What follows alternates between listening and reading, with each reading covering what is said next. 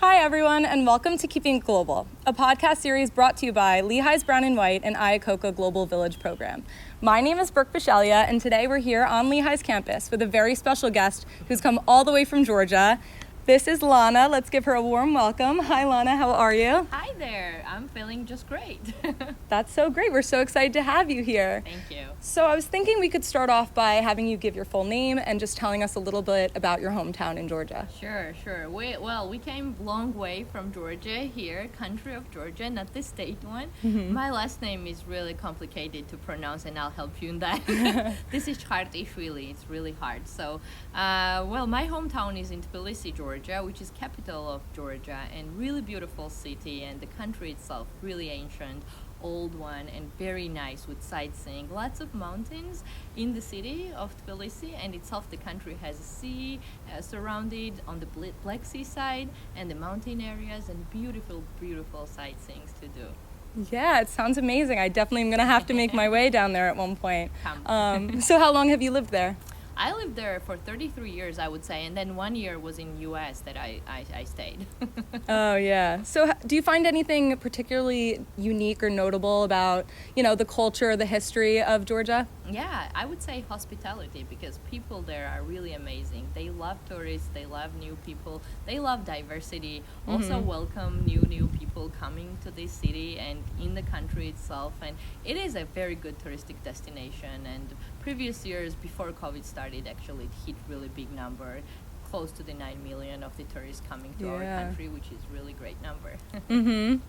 Yeah, so what's your favorite thing about your hometown? Well, I think the favorite thing about Georgia and the city itself is its hospitality, its diversity of culture, because I see it as like crossroad of Europe and Asia, where you see different cultures together, different religious, I would say, and ethnicities around that in the city, and you see it's all like living together for many centuries already, and this diversity is something very, very important to me, and I want this to be preserved and kept for a long time, because it keeps us very vibrant and interesting city to visit.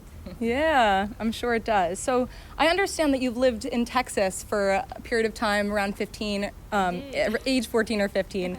I was just hoping you could tell us a little bit about what that experience was like for you. Sure. That was a great experience. It's a FLEX program, which is Future Leaders Exchange Program, and usually it's funded by the U.S. State Department, and thanks to U.S. taxpayers for that very important contribution, because this is rebuilding really important ties and ambassadors coming from different countries in your country, and then we are kind of living there 1 year in US, how it would be, you would have connections with different people. And I was living in the host family. I had a wonderful host family with whom I still keep in touch. It was way back in 2003 and 2004 when I graduated high school there. So Texas was great. I learned some of the y'all and all those parts, that everything is big in Texas. And I traveled around there inside and met a lot of exchange students locally, and my high school was really exciting. It had 5,500 students in the high school, and I and myself and one German exchange student were the new ones during my senior year, and I graduated there, so it was really great. Yeah, well, it's nice to have some people in the same boat as you in a big transition like that.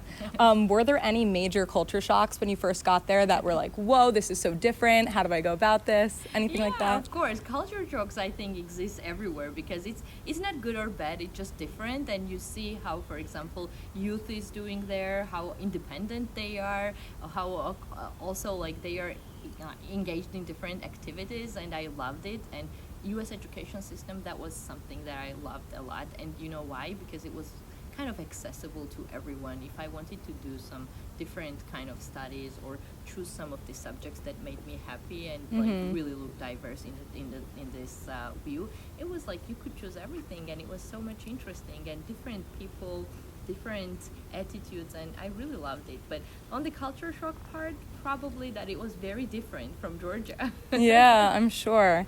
And I know you kind of alluded to this before when talking about diversity in the education system, but what is one thing that you really love about America? Oh, I love about America the independence, the freedom, the transparency, and the opportunities that this country and these people have and try to give to others. So I really believe in that there are lots of opportunities here, that the people are very different, diverse, and they respect others. So I do think that this will continue, and bringing more diverse, more foreigners in the country and kind of living together, that's very important, and that will keep the way it was. That's amazing. Was there anything that just came off very weird to you about America, about culture, anything we eat, anything like that that was just, that's strange that they do that here? Well, what would that be? Probably not the food, because I really loved the food. And on the strange part, okay, for me the strange part would be that in the school area, like everybody, even those ones who had some like problems of like walking, or they had injured themselves, they still would go to school. And in Georgia it's not like that, like you would skip the school, for example, for the health reasons. But then I understood it was the engagement, it was the motivation, it was that you liked the subjects you were attending, and I loved it. And really the whole year I never skipped it. I had 100% attendance there, and I said, okay, this is something good, that it changed me, and I got more engaged. So that was really fun. Yeah, that's amazing. So I understand you were in New York this past week or so, and I was just wondering if you could tell us a little bit about what you were doing there and what you do for work, as your profession. We had a quite busy 2 weeks already here in New York. So I'm here with my colleague from Global Compact Network Georgia, and this is a really unique opportunity to be in the United States. And we had meetings in our headquarters. So Global Compact Network Georgia does a lot of important stuff in Georgia, and this is basically we work on the corporate sustainability SDG goals, aligning this with the goals and 10 principles of UN Global Compact, and basically working, our main target is with businesses. So we were attending 3-day in-person, wonderful annual summit, and then having lots of meetings with different people from businesses, with different team leaders, and talking about future possibilities of partnerships, how we could engage business sector in accomplishing the SDG goals, and it went really well. And we brought a lot of publication and the work we did during the COVID time, and we were really, really proud of the great job done there in Georgia, and then now kind of promoting it globally and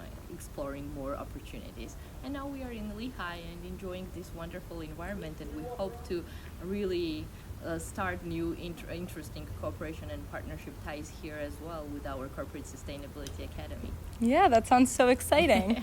So on another note, we're just kind of trying to get to know you a little bit. We were hoping you could tell us about a specific hobby that you have. Well, I love traveling. So the COVID made us stay home at least a year and a half. That this is my first trip with my colleague. Our last trip was in Sweden, and it was a beautiful experience, study trip we had, and then traveling was something really forbidden, and now we're so excited to be here. So exploring new opportunities, exploring new places, new cultures, that's the thing I really love to do. Yeah. And is there any fun fact about you that you could share with us? I love swimming, and when I was young, from 7 years I've been in the swimming team, so I was into it seriously, with like lots of exercises daily, weekly, and I always thought that I would go like professionally in that way, but then I ended up in different sphere, like studying law, then working with businesses, sometimes spent in parliament with the politics part, so like life is quite interesting. Yeah, totally. Yeah, so all good, all sides at this point. And I know you've mentioned your passion for traveling and meeting new people. So I was kind of on that note wondering what inspired you to join our Global Village program here. Well, Global Village program is really, really inspiring experience, and it brings a lot of leaders from all over the world and countries and globally.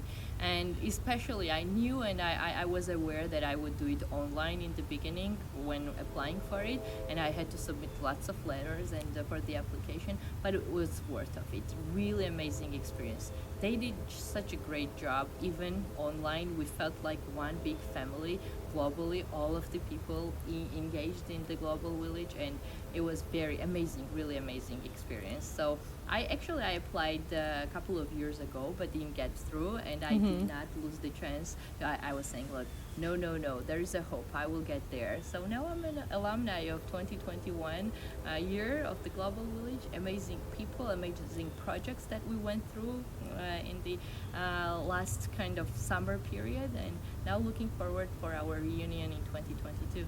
Yeah, so about this reunion next year, I was wondering what you're most looking forward to for that event. Probably meeting everybody in person, because this is something that we really lack so much.